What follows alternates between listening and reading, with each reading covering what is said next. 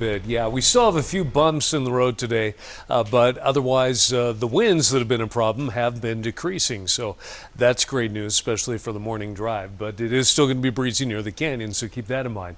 Otherwise, cold and dry for the next couple of days. Then the storm moves in this weekend.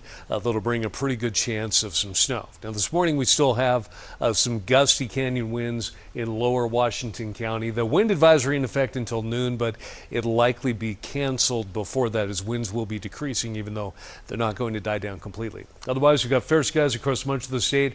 Some high clouds moving in from the west that'll become widespread today. Temperature is 25 degrees in Salt Lake, so a chilly start, but for a January morning, that's pretty much right on track. And you can see that most of us are in the teens and 20s, but a lot colder than that in Evanston. It's currently 5 degrees, while in St. George it's hovering near 40.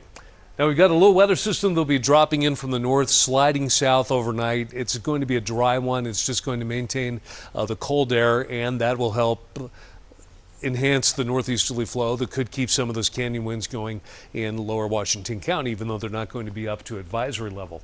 Now today it'll be partly cloudy in Salt Lake with our temperature climbing into the upper 30s. And as cold as that might seem, that's average for this time of year. In general, partly cloudy in the north, mostly sunny over the south, even though you'll get some of those high clouds moving in. You'll make it near 40 in Moab, and in St. George looks like you'll peak at 53. Same thing tomorrow. The canyon winds will continue, even though they won't be as strong as today. But then by Friday, things will be quieting down. But in the wake of that weak storm that brushes by, you'll drop all the way into the upper 40s and then bounce back into the low 50s by Saturday, cooling off again, with more cold air moving in at the end of the weekend.